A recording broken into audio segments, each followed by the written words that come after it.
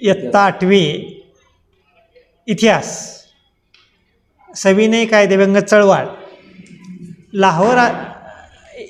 लाहोर अधिवेशनात संपूर्ण स्वातंत्र्याचा ठराव संमत झाल्यानंतर महात्मा गांधींनी सविनय कायदेभंग करण्याचा निर्णय घेतला. ही चळवळ सुरू करण्यासाठी गांधीजींनी ब्रिटिश सरकारकडे विविध मागण्या केल्या होत्या. त्यासाठी मिठावरील कर रद्द करून मीठ बनविण्यासाठी सरकारी मक्तेदारी रद्द करावी ही प्रमुख मागणी होती. परंतु सरकारने गांधीजींच्या या मागण्या फेटाळून लावल्यामुळे गांधीजींनी मिठाचा कायदा मोडून देशभर सत्याग्रह करण्याचे ठरविले.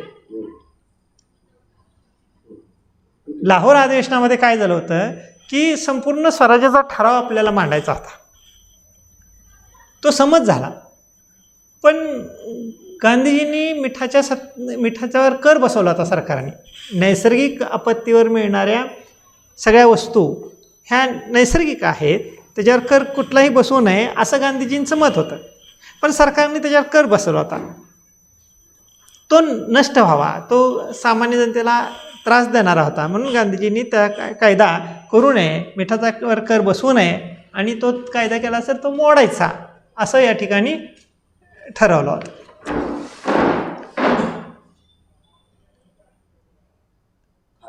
बारा मार्च 1930 साबरमती आश्रमापासून दांडी यात्रेला प्रारंभ झाला मिठाच्या सत्याग्रहामध्ये. 6 एप्रिल 1930 गांधीजींनी दांडी येथे मिठाचा कायदा मोडला. सविनय कायदेभंग चळवळीला सुरुवात झाली. 23 एप्रिल 1930 रोजी पेशावर येथे खुदाई खिदमतगार संघटनेने सत्याग्रह सुरू केला. 4 मे 1930 सरकारने गांधीजींना अटक केली. 6 मे 1930 सोलापूर येथे गिरणी कामगारांचा हरताळ पाळला. इसवी सन 1930 लंडन येथे पहिली गोलमेज परिषद भरली. 1931 लंडन येथे दुसऱ्या गोलमेज परिषदेला गांधीजी व आंबेडकर यांची उपस्थिती. 1932 मॅकडॉनल्ड जातीचा न्यायनिवाडा घोषित झाला. त्यानंतर गांधीजी आंबेडकर यांच्यात पुणे करार संमत झाला. त्यानंतर लंडन येथे नोव्हेंबर महिन्यात तिसरी गोलमेज परिषद भरवण्यात आली आणि एप्रिल महिन्यामध्ये 1934 गांधीजींनी सविनय कायदेभंगाचा चळवळ मागे घेतली. आपल्याला हे महत्त्वाचे मुद्दे आहेत. हे महत्त्वाच्या मुद्द्यांचा अभ्यास या प्रकरणात करायचा आहे. यातले महत्त्वाचे मुद्दे म्हणजे पहिला आहे मिठाचा सत्याग्रह, तो रद्द करावा लागला. का रद्द करावा लागला याचा आपल्याला या ठिकाणी अभ्यास करायचा आहे. मीठ बनवण्याची सरकारची मक्तेदारी रद्द करायची होती, म्हणून या ठिकाणी आपल्याला हा मिठाचा कायदा मोडायचा होता, बंद करायचा होता, असं गांधीजींचं मत होतं. मिठाच्या सत्याग्रहाची पार्श्वभूमी आपण लक्षात घेऊया. मिठाच्या सत्याग्रहाची पार्श्वभूमी अशी आहे की सविनय कायदेभंग चळवळ सुरू करण्यापूर्वी गांधीजींनी सरकारकडे केलेल्या कामाच्या मागण्या फेटाळून लावल्या होत्या. म्हणजेच सरकारने कायदेभंग चळवळ सुरू करण्यापूर्वी मिठावर जो कायदा आहे, कर लादलेला आहे, तो मागे घ्या अशी मागणी होती. ती मागणी ब्रिटिश सरकारने मान्य केली नाही आणि ती मागणी फेटाळून लावली. दुसरी गोष्ट, मीठ हा जीवनावश्यक वस्तू आहे, जीवनावश्यक घटक आहे. त्यामुळं त्याच्यावर कर लादणं हे अन्यायकारक आहे असं गांधीजींचं ठाम मत होतं. निसर्गात निर्माण होणाऱ्या कोणत्याही वस्तूवर कोणीही कर लावू नये. उद्या सरकार म्हणाल हे हवा आहे, ह्या हवेचा तुम्ही घेताय म्हणून कर लादा, योग्य आहे का? ते योग्य नाही. नैसर्गिक जे साधन संपत्ती आहे ते सर्वांना मुफ्त आणि मोफत मिळावी ही धारणा आहे. आणि त्याच्यावर जर कोण सरकार टॅक्स बसवत असेल तर ते चुकीचं आहे, अन्यायकारक आहे. त्यामुळं गांधीजींनी मिठाच्यावर जो कर लादलेला आहे तो नष्ट करावा म्हणून आंदोलन सुरू केलं. ब्रिटिश सरकारने जुलमी व अन्यायकारक कायदे शांततेच्या व सत्याग्रहाच्या मार्गाने मोडणे हा त्यांच्या व्यापक म्हणजे महात्मा गांधींच्या या धोरणाचा व्यापक उद्देश होता, हेतू आहे. महात्मा गांधीचा हेतू काय की ही जी सगळं अन्यायकारक जी घटना आहेत त्या घटना नष्ट झाल्या पाहिजेत. कुठल्याही नागरिकावर, कुठल्याही व्यक्तीवर अन्याय होऊ नये हीच या आंदोलनामागची मुख्य उद्देश आहे. त्यानंतर गांधीजींनी दांडी यात्रा काढली. दांडी यात्रेमध्ये आपल्याला काही मुद्दे पाहिजेत. मिठाच्या सत्याग्रहासाठी गुजरातमधील दांडी हे ठिकाण गांधीजींनी निवडले. 12 मार्च 1930 रोजी गांधीजी व त्यांचे 78 अनुयायी अहमदाबादमधील साबरमती आश्रमातून पदयात्रा करीत निघाले. पदयात्रेच्या मार्गात येणाऱ्या खेड्यामध्ये गांधीजींनी केलेल्या भाषणामुळे निर्भय झालेली जनता पदयात्रेत सामील झाली. 385 किलोमीटरचे अंतर चालत ही पदयात्रा 5 एप्रिल 1930 रोजी दांडी येथे पोहोचली. 6 एप्रिल 1930 रोजी जनतेच्या साक्षीने गांधीजींनी समुद्रकिनाऱ्यावरील मीठ उचलून मिठाची जुलमी कायदा मोडला. त्यामुळे देशभर सविनय कायदेभंग चळवळीला सुरुवात झाली. आपल्याला या ठिकाणी ह्या मुद्द्यांचा आपल्याला अभ्यास करत असताना गांधीजींनी कसं कसं हे केलं ते आपल्याला पाहूया. मीठ हा सामान्य जनतेच्या आहारातील महत्त्वाचा घटक आहे. त्यामुळे मिठावरील जीवनावश्यक वस्तूवर कर लादणे अन्यायकारक होते. त्यामुळे गांधीजींनी मिठाचा सत्याग्रह केला. मिठाचा सत्याग्रह हा प्रतिकात्मक कायदा प्रतिकात्मक एक स्वरूपचा होता. ब्रिटिश सरकारने जुलमी अन्यायकारक कायदे शांततेने व सत्याग्रहाच्या मार्गाने मोडणे हा यामागचा हेतू होता. जी इंग्रजांनी काही कायदे केलेत ब्रिटिश सरकारने जे कायदे केलेले ते मोडायचे कसे तर शांतता मार्गाने, रास्त मार्गाने, हा त्यामागचा हेतू होता. मिठाचा सत्याग्रह करण्यासाठी गांधीजींनी गुजरातच्या समुद्रकिनाऱ्यावरील दांडी या ठिकाणची निवड केली. गांधीजींनी कुठली निवड केली? मिठाच्या गुजरातमध्ये समुद्रकिनाऱ्यावर दांडी नावाचं गाव आहे, त्या ठिकाणची निवड केली. 12 मार्च 1930 रोजी गांधीजींनी 78 सहकाऱ्यासह साबरमती आश्रमातून दांडी येथे जाण्यास निघाले. कुठं निघाले?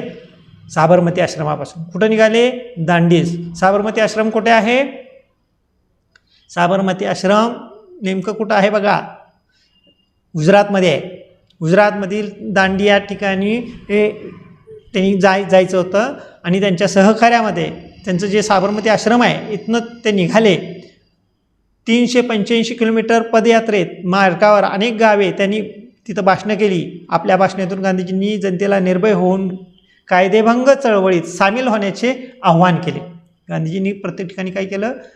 आव्हान केलं की या ठिकाणी या चळवळीत आपण सर्वांनी सहभागी व्हावं. चळवळीचं अनुकूल वातावरण तयार झाले. 5 एप्रिल 1930 रोजी गांधीजींनी दांडी येथे पोचले. गांधीजी कधी दांडी येथे पोचले? 5 एप्रिल 1930 रोजी. कुठं पोचले? दांडी येथे. 6 एप्रिल रोजी दांडीच्या समुद्रकिनाऱ्यावर मीठ उचलून गांधीजींनी मिठाचा कायदा मोडला. गांधीजींनी कधी कायदा मोडला? 6 एप्रिल 1930 रोजी. देशभर सविनय कायदेभंगाची चळवळ सुरू झाली आणि तिथूनच खरं देशभर सविनय कायदेभंगाची चळवळ सुरू झाली.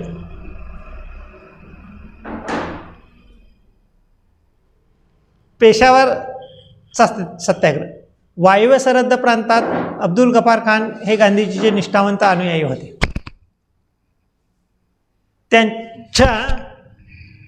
त्यांच्या सरहद्द गांधी म्हणून ओळखले जात होते. त्यांनी खुदाई खिदमतगार या संघटनेची स्थापना केली.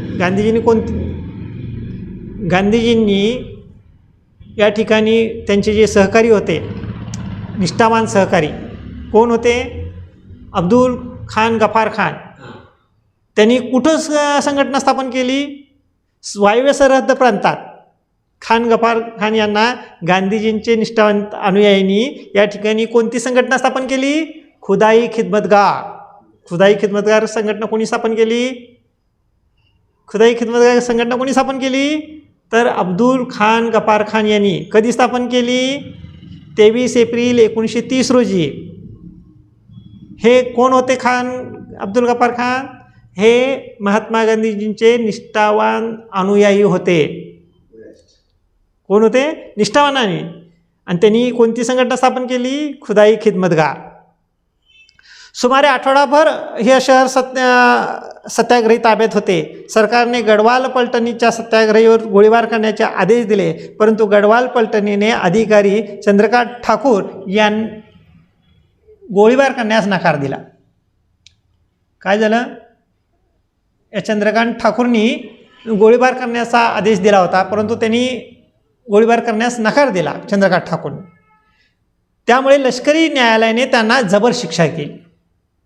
महात्मा गांधींनी सुरू केलेल्या सविनय कायदेभंग चळवळीमुळे ब्रिटिश सरकार अडचणीत आले. 4 मे 1930 रोजी गांधीजींना अटक करण्यात आली. देशभर दडपशाहीचं धोरण सुरू झालं आणि गांधीजींच्या अटकेचा देशभर निषेध करण्यात आला. याच वेळेस काय झालं, गांधीजींचं हे संपूर्ण अटकच करण्यात आली, कारण हे लोण संपूर्ण भारतात पसरलं गेलं. आपल्या सोलापूरमध्ये सुद्धा एक सत्याग्रह झाला. सोलापूरचा सत्याग्रह आपला फार महत्त्वाचा आहे. आपल्याला माहीत असलं पाहिजे की सोलापूरचा सत्याग्रह काय आहे. सोलापूर येथील सत्याग्रहात गिरणी कामगार लोक आघाडीवर होते. 6 मे 1930 रोजी सोलापुरात हरताळ पाळण्यात आला. का हरताळ पाळण्यात आला? गांधीजींना अटक केली. कधी अटक केली? 4 मेला आणि 6 मेला त्यांनी सोलापुरात हा सत्याग्रह झाला, हरताळ पाळण्यात आला. सोलापूरमध्ये मोठा मोर्चा काढण्यात आला. तत्कालीन कलेक्टरने मोर्चेवर गोळीबार करण्याचे आदेश दिले. त्यामध्ये शंकर शिवधरे, आपल्या सोलापूरमधले शंकर शिवधरे याच्यासह अनेक स्वयंसेवक मृत्युमुखी पडले. परिणामी जनतेने पोलीस स्टेशन, रेल्वे स्टेशन, न्यायालय, म्युन्सिपल कॉर्पोरेशन इत्यादी इमारतीवर हल्ले केले. सरकारने मार्शल लॉ पुकारला. मार्शल लॉ म्हणजे काय? तर लष्करी कायदा. मार्शल लॉ म्हणजे काय? लष्करी कायदा. म्हणजेच त्यांनी दिसताक्षणी गोळी घालण्याचे आदेश दिले. लष्करी कायदा म्हणतो आपण त्याला. आपल्याला माहीत आहे आपल्या सोलापूरमध्ये लष्कर आलं होतं आणि मार्शल लॉ पुकारण्यात आला होता 2-4 वर्षाखाली. तर असा हा लष्करी कायदा या ठिकाणी पुकारण्यात आला आणि दडपशाहीनं हे आंदोलन दडपण्याचा प्रयत्न या ब्रिटिश सरकारने केला. या आंदोलनात आघाडीवर असलेले मलकाप्पा धनशेट्टी, श्रीकृष्ण सारडा, कुर्बान हुसेन आणि जगन्नाथ शिंदे यांना फाशीची शिक्षा झाली. हे आपले 4 हुतात्मे आहेत. हे 4 हुतात्म्यांची नावं नीट लक्षात ठेवा मुलांनो. हे सोलापूरचे आहेत. हे सोलापूरचे कोण आहेत? मल्लप्पा धनशेट्टी, कुर्बान हुसेन, श्रीकृष्ण सारडा आणि जगन्नाथ शिंदे. हे 4 आपले 4 हुतात्मे आहेत. त्यांना फासावर चढवलं. का चढवलं? तर गांधीजींना अटक केली होती, त्यामुळे त्यांनी आंदोलन मोठं काढलं होतं. या ठिकाणी लुटालूट केली होती. आपल्या सोलापूरमध्ये सरकारविरोधी नारे दिले होते आणि त्याचा आरोप ठेवून या ब्रिटिश सरकारने या चौघांना फासावर चढवलं होतं.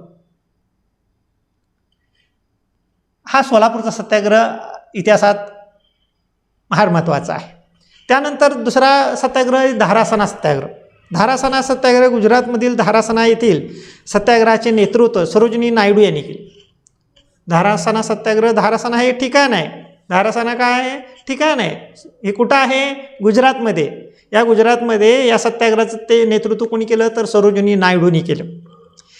मिठाचा कायदा मोडण्यासाठी निघालेल्या सत्याग्रहीवर पोलिसांनी लाठीमार केला. सत्याग्रहींना शांतपणे लाठीचे प्रहार सहन करत त्यांनी औषधोपचारासाठी गेलेल्या दुसरी तुकडी सत्याग्रह करण्यासाठी पुढे येत असे अखंडपणे सुरू होते. महाराष्ट्रात वडाळा, मालवण, शिरडोन या ठिकाणी मिठाचे सत्याग्रह झाले. महाराष्ट्रामध्ये कोणकोणत्या ठिकाणी मिठाचे सत्याग्रह झाले मुलांनो? महाराष्ट्रात वडाळा, मालवण, शिरडोन या ठिकाणी मिठाचे सत्याग्रह झाले. आणि ज्या ठिकाणी मीठ तयार होत नव्हते त्या ठिकाणी, म्हणजे मिठाग्रह नव्हती, म्हणजे जिथं समुद्र नाही तिथं लोकांनी जंगलविषयक कायदे मोडण्यास सुरुवात केली. महाराष्ट्रात बिळाशिला, संगमनेर, कळवण, बिकानेर, पुसद इत्यादी ठिकाणी हे सत्याग्रह झाले. आदिवासींनी जंगल सत्याग्रहात मोठ्या संख्येनं सहभाग घेतला. हा धारासना सत्याग्रह. धारासना कुठं आहे? गुजरातमध्ये. त्यानंतर या सत्याग्रहात बाबू गेनूचं बलिदान एक फार महत्त्वाचं आहे. बाबू गेनू मुंबई प्रदेशात परदेशी मालावर बहिष्कार आंदोलन सुरू होते. परदेशी मालाची वाहतूक करण्यासाठी वाहने आंदोलनाकडून अडवली जात. मुंबईतील गिरणी कामगार काम करणारे बाबू गेनू सहित या आंदोलनात आघाडीवर होते. पोलिसांनी बंदोबस्तात परदेशी माल घेऊन जाणारा एक ट्रक बाबू गेनूच्या समोरून आला. ट्रक अडविण्यासाठी रस्त्यावर ते आडवे पडले. पोलिसांनी धमकी देऊनही ते रस्त्यावरचे हल्ले नाहीत. अखेर ट्रक त्यांच्या अंगावरून गेला. यात बाबू गेनूचे हौतात्म्य प्राप्त झाले. बाबू गेनूचे हे बलिदान राष्ट्रीय चळवळीला प्रेरणादायी ठरले. मुलांना हे बाबू गेनू काय होते, काय केलं त्यांनी, कशासाठी हा ट्रकसाठी अत्याचार झाला? तर परदेशी वस्तू इथं वापरायची नाही, स्वदेशीचा स्वीकार करायचा. आपल्या देशातल्या वस्तू आपणच वापरल्या पाहिजेत, जेणेकरून आपल्या वस्तू जर आपण वापरल्या तर आपल्या लोकांनी काम केलेली वस्तू विकली जाईल, त्यांना रोजगार मिळेल आणि ती वस्तू आपण वापरावी. म्हणजेच आपल्या लोकांनाचा पोट भरणं, उदरनिर्वाह आपल्या वस्तूवर व्हावा, स्वदेशीचा विकास व्हावा, यासाठी परदेशी वस्तूवर त्यांनी निर्बंध घातले होते. ती वस्तू येऊ नये, जेणेकरून आपली वस्तू आपल्या लोकांनी वापरावी. पण सरकारने ऐकलं नाही. त्या वस्तू ह्या ठिकाणी येत होता माल, तो ट्रक त्यांनी अडवला, तरीसुद्धा अडवून सांगूनसुद्धा त्यांनी तो ठाम रस्त्यावरून उठला नाही. शेवटी त्या इंग्रज अधिकाऱ्यांनी त्याच्या अंगावर गाडी घातली आणि त्यात बाबू गेनूचं हौतात्म्य प्राप्त झालं. ही घटना इतिहासात फार महत्त्वाची आहे.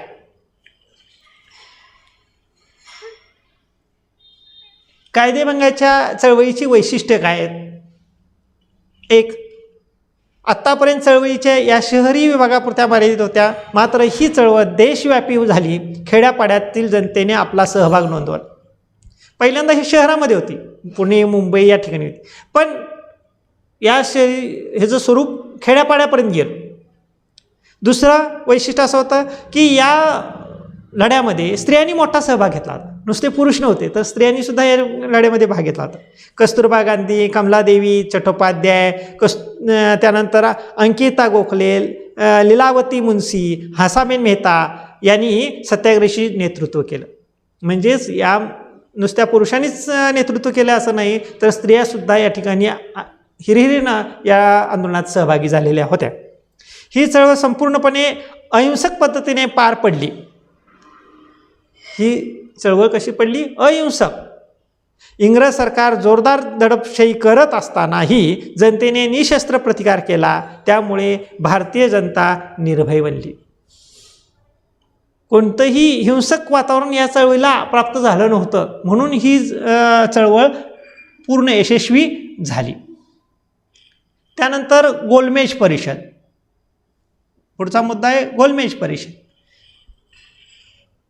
सविनय कायदेभंगाचे आंदोलन सुरू असतानाच भारताशी संबंधित घटनात्मक चळवळीचा विचार करावा असे ब्रिटिश सरकारचे पंतप्रधान रॅमसे मॅकडोनाल्ड यांचं मत होतं. त्यांचं मत काय होतं? घटनात्मक प्रश्नांचा विचार करावा, असं त्या मॅकडोनाल्डचं मत. गोलमेज परिषदेमध्ये सविनय कायदेभंग आंदोलन सुरू असतानाच भारतातील संबंधित घटनात्मक प्रश्नांचा विचार ब्रिटिश पंतप्रधान रॅमसे मॅकडोनाल्ड यांचं मत होतं. याकरता त्यांनी लंडनमध्ये एक परिषद आयोजित केली. या परिषदेला गोलमेज परिषद असे म्हणतात.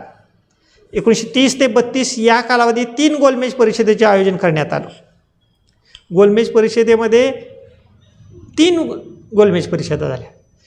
गोलमेज परिषदेत रॅमसे मॅकडोनाल्ड हे ब्रिटिश पंतप्रधान होते. त्यांचं मत काय होतं, तर ही सगळं जे प्रश्न सोडवायचा आहे तो त्याला एक कुठंतरी संघटनात्मक मार्ग असावा, एक घटनात्मक तयारी असावी, यासाठी त्याचं मत होतं. म्हणून पहिली गोलमेज परिषद लंडनमध्ये या ठिकाणी भरली. पहिल्या गोलमेज परिषदेला रॅमसे मॅकडोनाल्ड यांनी परिषदेचे अध्यक्ष होते. या अधिवेशनामध्ये या परिषदेला भारत सरकार तसेच इंग्लंडमधील विविध प्रतिनिधी उपस्थित होते. त्यामध्ये डॉक्टर बाबासाहेब आंबेडकर, तेज बहादूर सप्रू, बॅरिस्टर जीना यांनी सहभाग घेतला. केंद्रीय स्तरावर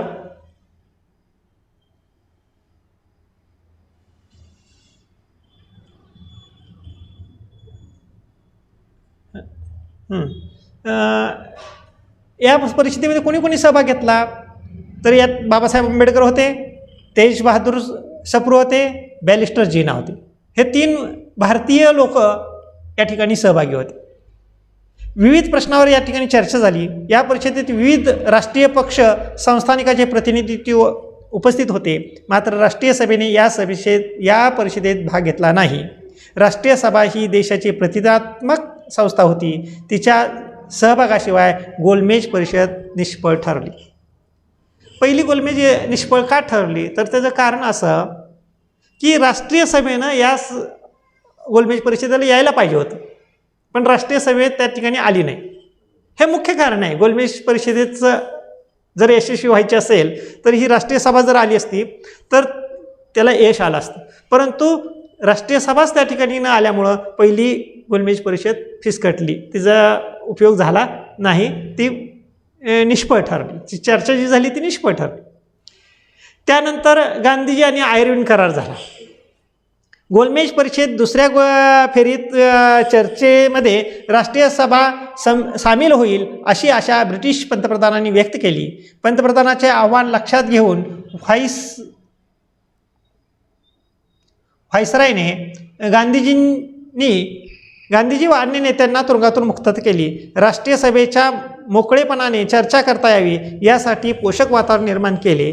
महात्मा गांधीजी आणि व्हायसराय आयर्विन यांच्यात समझोता झाला. यालाच गांधी आयर्विन करार असे म्हणतात.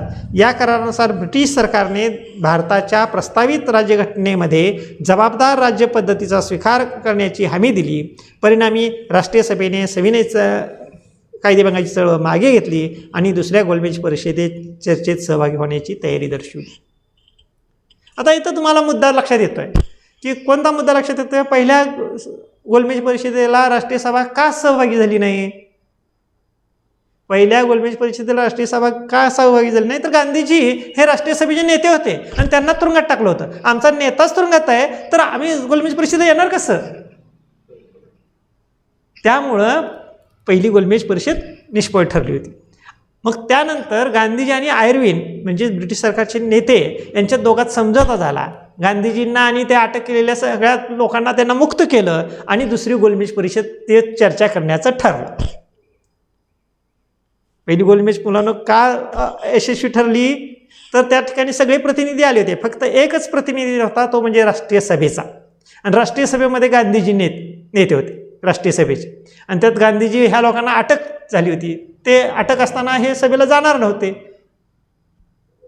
त्यामुळे ती अयशस्वी झाली होती. तर अशा रीतीनं पहिली गोलमेज परिषद अयशस्वी झाली. त्यानंतर गांधीजी आणि आयर्विन यांच्यात करार झाल्यानंतर त्यांना मुक्तता केल्यानंतर दुसऱ्या गोलमेज परिषदेला चर्चा करण्याचं निश्चित झालं.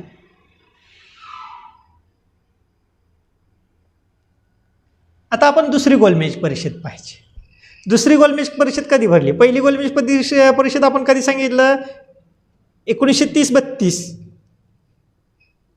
1930ला गांधीजीला अटक केली, गोलमेज परिषद भरली.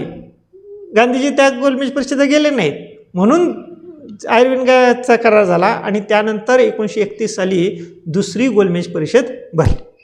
1931 साली दुसऱ्या गोलमेज परिषदेचे आयोजन करण्यात आले. या परिषदेस महात्मा गांधी राष्ट्रीय सभेचे प्रतिनिधित्व म्हणून उपस्थित होते. बघा, दुसऱ्या सभेमध्ये कोण होतं प्रतिनिधी राष्ट्रीय सभेचं? महात्मा गांधीजीच नेते होते, ते तिथं उपस्थित होते. राष्ट्रीय सभेमध्ये भारतातील निरनिराळ्या जाती जमाती पक्ष स्थानिक संस्था प्रतिनिधी बोलवण्यात आले होते. गोलमेज परिषद सरकारने अल्पसंख्याकाचा प्रश्न उपस्थित केला. या प्रश्नावर तसेच भावी संघराज्यात्मक घटनेचा स्वरूपाबाबत मतभेद झाले. गांधीजींनी मतैक्य निर्माण करण्याचा प्रयत्न केला, परंतु ते अपयशी ठरले. अखेर निराश होऊन गांधीजी परत आले. गांधीजी दुसऱ्या गोलमेज परिषद निराश झाले. दुसरी गोलमेज परिषद अपयशस्वी झाली. का झाली? तर रॅमसे मॅकडोनाल्डनी त्या ठिकाणी अल्पसंख्याकाचा प्रश्न उपस्थित केला. राखीव जागेचं धोरण त्या ठिकाणी होतं आणि ते गांधीजींना मान्य नव्हतं. गांधीजींना मान्य सगळ्यांसाठी वेगवेगळे मतदारसंघ नको, सगळ्यासाठी एक असलं पाहिजे. आणि तिथं त्यांनी आयर्विन किंवा ब्रिटिश सरकारने काय केलं होतं की यांच्यात गोलमेज परिषदेत अल्पसंख्याकाचा प्रश्न उपस्थित केला. अल्पसंख्याक म्हणजेच या ठिकाणी राखीव जागा धोरण होतं, याच्यासाठी वेगळे गट निर्माण करायचे आणि त्यांना स्वतंत्रता द्यायची. ही भेदनीती इंग्रजांची होती आणि हे गांधीजींना मान्य नव्हतं. म्हणून गांधीजी त्यात मतैक्य झालं नाही आणि गांधीजी तिथनं परत आली. म्हणजे दुसरी गोलमेज अशा पद्धतीनं अपयशी ठरली. दुसरी गोलमेज का अपयशी ठरली लक्षात आलं मुलांनो? एक की या ठिकाणी अल्पसंख्याकाचा प्रश्न इंग्रजांनी उपस्थित केला आणि भारतात भेद निर्माण करण्याचा प्रयत्न केला. गांधीजींचं मतैक्य झालं नाही, त्यांचं समाधान झालं नाही, म्हणून गांधीजी निराश होऊन भारतात परत आले. अशा रीतीने दुसरी गोलमेज परिषद अयशस्वी ठरली. त्यानंतर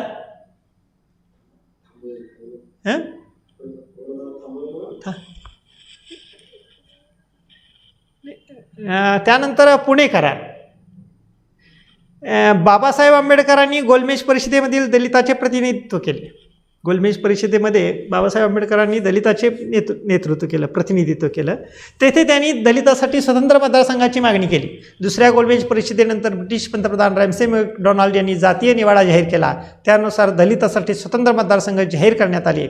जातीय निवाड्यानुसार हिंदू समाजात झालेली विभागणी गांधीजींना मान्य नव्हती, म्हणून त्यांनी या निवाड्याविरुद्ध एरोडा तुरुंगात आमरण उपोषण सुरू केले. राष्ट्रीय सभेच्या नेत्यांनी बाबासाहेब आंबेडकर यांच्या मागणीचा पुनरुच्चार करण्यास विनंती केली. राष्ट्रहित लक्षात घेऊन बाबासाहेब आंबेडकरांनी विनंती मान्य केली व 1932 गांधीजी आणि बाबासाहेब आंबेडकर यांच्यात पुणे येथे एक करार झाला. या कराराला पुणे करार असे म्हणतात. तो करार प्रसिद्ध आहे. या करारानुसार दलितासाठी स्वतंत्र मतदारसंघाऐवजी राखीव जागाची तरतूद करण्यात आली. राखीव जागा मुलांना काय आहे? आणि हा दलित वर्ग, दलित समाजामध्ये आपल्या देशामध्ये ही भेदनीती निर्माण करण्यासाठी या दलित वर्गासाठी स्वतंत्र मतदारसंघ असावेत अशी एक मागणी तिथं आली. पण गांधीजींना ते मान्य नव्हतं. आम्ही दलित जरी असो, आम्ही सगळे भारतीय आहोत, आम्ही सगळे भारतीय आहोत या मताचे ते ठाम होते. हा दलित, ह्याच राखीव जागा, त्यामुळं आमच्या देशामध्ये काय होईल? दुही निर्माण होईल, दोन वर्ग निर्माण पडतील आणि परत हे वाद निर्माण होतील. म्हणून गांधीजींना एक संघ भारत पाहिजे होता. बाबासाहेब आंबेडकरांनी दलितासाठी स्वतंत्र मागणी केली होती, पण गांधीजींचं मत योग्य होतं. शेवटी गांधीजी आणि बाबासाहेब आंबेडकर यांच्यात तडजोड झाली. गांधीजींनी आमरण उपोषण सुरू केलं होतं एरोडा तुरुंगात पुण्यामध्ये. मग बाबासाहेब आंबेडकर आणि गांधीजी यांच्यात करार झाला की बाबा स्वतंत्र मतदारसंघ नको, राखीव मतदारसंघ करूया. स्वतंत्र मतदारसंघ केला की काय होईल की तो गट वेगळा होईल, तो एक वस्तीचा वर्ग तयार होईल. असं होऊ नये म्हणून बाबासाहेब आंबेडकरांच्याही लक्षात आलं आणि त्यांनी तडजोड केली आणि राखीव जागेसाठी एक मतैक्य झालं. म्हणजेच राखीव जागेचा प्रश्न तिथं अशा पद्धतीने सुटला आणि गांधीजींनी ते उपोषण मागे घेतलं. अशा रीतीनं या ठिकाणी दुसरी गोलमेज परिषद संपल्यानंतर, आणि एक मुद्दा राहिले, झालं संपलं. म्हणजे मुलांना गडबड गुन्हा काय, थोडंसं एक 5 मिनिटात मुद्दा संपतं, म्हणजे प्रकरण पूर्ण होतं आहे. तर तिसरी गोलमेज परिषद, पहिली गोलमेज अपयशी झाली, दुसरी गोलमेज अपयशी झाली. पहिली गोलमेज कशामुळे अपयशी झाली? तर त्या ठिकाणी राष्ट्रीय सभेचे नेतृत्व नव्हतं. दुसरी गोलमेज परिषद काय झाली? तर त्या ठिकाणी अल्पसंख्याकाचा प्रश्न उपस्थित केला म्हणून ती अयशस्वी झाली. आता तिसरी गोलमेज परिषद इथं सुरू झाली. तिसरी गोलमेज परिषद नोव्हेंबर 1932 इंग्लंडमध्ये ही सुरू झाली. मात्र राष्ट्रीय सभेने या सभेवर बहिष्कार घातला. ही परिषद अर्थहीन ठरली. राष्ट्रीय सभेनंच या परिषदेवर बहिष्कार घातला. त्यामुळं ही तिसरी गोलमेजसुद्धा अपयशी ठरली. 1932 ही गोलमेज परिषद झाली.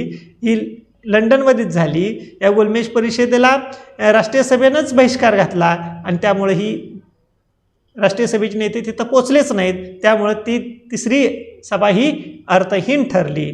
सविनय कायदेभंगाची दुसरी फेरी. यात गोलमेज परिषदेतून उद्विग्न होऊन गांधीजी निराश मनाने, उद्विग्न मनाने भारतात परत आले. त्यांनी सविनय कायदेभंग पुन्हा आंदोलन सुरू करण्याचा निर्णय घेतला. गांधीजींना सरकारने ताबडतोब अटक केली. त्यामुळे जनतेमध्ये असंतोष निर्माण झाला. सरकारने या चळवळीचा अमानुष दडपशाहीने उत्तर दिले. सर्वत्र नागरी हक्काची गळीचिपी केली.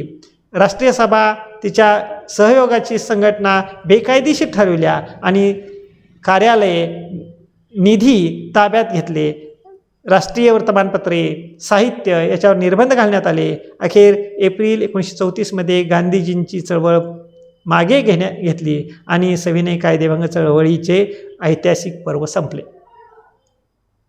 अशा रीतीनं आपण या ठिकाणी आज गांधीजींचं सविनय कायदेभंगाची चळवळ या ठिकाणी पूर्ण अभ्यासली. ओके, स्टॉप करायचं. थांबा इथं करायचं. हो.